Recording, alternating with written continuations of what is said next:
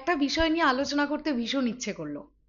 আমরা জানি ডিরেক্টর রায়হান রফি ভীষণ ভালো একজন পরিচালক, এটা নিয়ে সন্দেহের কোনো অবকাশ নেই।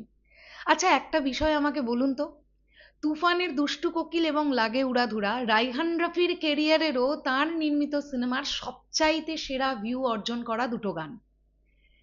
রায়হান রফি পরিচালিত বাদবাকি সিনেমার গান এরকম ভিউজ পেল না কেন? তুফান যেটা পেল, এই যে আমরা দেখতে পেলাম যে হিউজ একটা রেসপন্স, এবং সবচাইতে বড় কথা হচ্ছে একজন বাঙালি হিসেবে শুধু আমি একা বলে নয়, যারা বাংলা সিনেপ্রেমী মানুষ তারা লাগে উড়াধুরা এবং দুষ্টু কোকিল এই দুটো গানের জন্য সেলিব্রেট করবে যে বাংলা ভাষার গান এই পরিমাণ ভিউজ অর্জন করতে পারে। আমি করোনা পরবর্তী সময়ের কথা বলছি, ডিরেক্টর রায়হান রফির অনেকগুলো সিনেমা আমরা পেলাম, একটা দুটো সিনেমা তো পেলাম না। মেগাস্টারকে নিয়েই তো রায়হান রফি দুটো সিনেমা ইতিমধ্যেই বানিয়ে ফেলেছেন। তুফান বানিয়েছেন তিনি, তাণ্ডব বানিয়েছেন। তুফান সিনেমার লাগে উড়াধুরা এবং দুষ্টু কোকিল যে ম্যাজিক ক্রিয়েট করতে পারলো, রায়হান রফির বাকি সিনেমাগুলোর কোনো গান ওই মাইল ফলকের ধারে কাছেও গেল না কেন? ফ্যাক্টরটা মেগাস্টার শাকিব খান। হ্যালো আমার সাকিবান ভাইরা বোনেরা, চলে এলাম আরো একটা নতুন ভিডিও নিয়ে। আশা করছি তোমরা প্রত্যেকে ভীষণ ভালো আছো। একটা জিনিস অস্বীকার করে তো লাভ নেই, মেগাস্টার শাকিব খান একটি ব্র্যান্ড। এই মানুষটাকে মানুষজন পর্দায় দেখতেই পছন্দ করে। মেগাস্টার শাকিব খান আজকে তার এই সিক্রেসিটা, এই যে তিনি মানুষের কাছে আমি অ্যাভেলেবল হব না, আমি যে কোনো ক্যামেরার সামনে আসবো না, আমি সব সময়ের জন্য একটা বাউন্ডারি মেনটেন করি, এটা কেন করেন? আজকে যদি আমরা শাহরুখ খানের দিকে একটুখানি নজর দিই, সলমান খানের দিকে যদি একটু তাকাই, যদি আমরা সাউথ ইন্ডাস্ট্রির যে কোনো সুপারস্টার মেগাস্টারদের দিকে তাকাই, তারা প্রত্যেকে এই অরাটাই নিজেদের মধ্যে মেনটেন করেন যে আমি ধরাছোঁয়ার বাইরে থাকবো। একটা কথা অস্বীকার করে কোনো লাভ নেই, যে মানুষটাকে প্রতিনিয়ত মোবাইল ক্যামেরা অন করলেই মানুষজন দেখতে পাবে বিভিন্ন অ্যাপ্লিকেশনের মাধ্যমে, তার সিনেমা দেখতে যাওয়ার প্রবণতা মানুষের মধ্যে কমে। তবে এখানেই আমি আরো একটা কথা বলে রাখতে চাই, পশ্চিমবাংলার মেগাস্টার দেবদা তিনি একটু অন্য স্ট্র্যাটেজিতে খেলেন। আমি যেহেতু পশ্চিমবাংলা থেকে বিলং করি, ওই কারণেই এই কথাটা বলে রাখলাম। দেবদার ব্যাপারটা আবার আলাদা।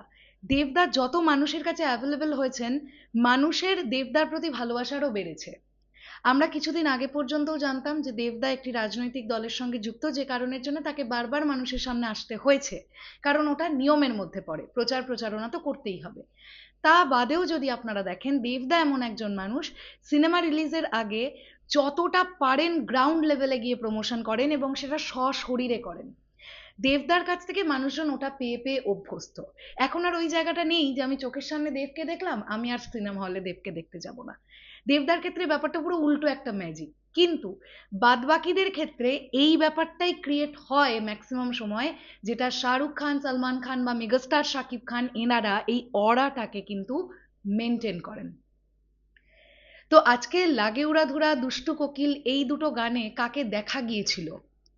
অবশ্যই রায়হান রফির প্রেজেন্টেশনকে প্রচন্ড সাধুবাদ জানাতে হবে। অবশ্যই গানগুলোর যারা ক্রিয়েটর ছিলেন, গানগুলো যারা গেয়েছেন, প্রত্যেকের অনেকটা অনেকটা করে কৃতজ্ঞতা আছে, ডেফিনেটলি আমরা জানাচ্ছি, তাদের অবশ্যই থ্যাংক ইউ প্রাপ্য। কিন্তু এই সব কিছুকে ছাড়িয়ে গেছে একটা মানুষ, যার নাম মেগাস্টার শাকিব খান। সত্যি কথা বলতে কি, আমি খুব মন থেকে এটা চাই তুফানটা খুব তাড়াতাড়ি হোক। কারণ আজকে তুফান কত কি রেকর্ড করেছে তার কোনো ঠিক নেই, এটা তো মানতেই হবে। তো আমার মনে হয় রায়হান রফি আবারও যদি তুফানের পরবর্তী পার্ট নিয়ে আসেন, মেগাস্টার শাকিব খান আরো বড় রেকর্ড জেনারেট করবেন, কারণ উনি এটা পারেন। এই মুহূর্তে দাঁড়িয়ে বাংলাদেশে উনি ছাড়া আর একজন মানুষও নেই এই রেকর্ডটা ক্রিয়েট করবেন। এটা বাংলাদেশ ইন্ডাস্ট্রিরও প্রত্যেকে জানে, এটা ডিরেক্টর রায়হান রফিও জানেন। তো আমার মনে হলো এই বিষয়টা নিয়ে আলাপ আলোচনা করা উচিত।